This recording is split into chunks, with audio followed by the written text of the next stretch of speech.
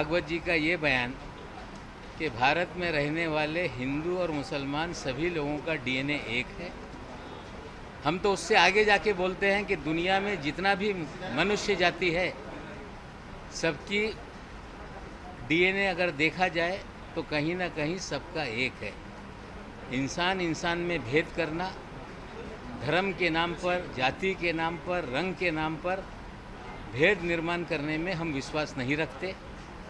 अगर भागवत जी का हृदय बदल रहा है तो हम उसका स्वागत करते हैं, लेकिन संघ परिवार हमेशा से वर्ण व्यवस्था में विश्वास करने वाला संगठन है।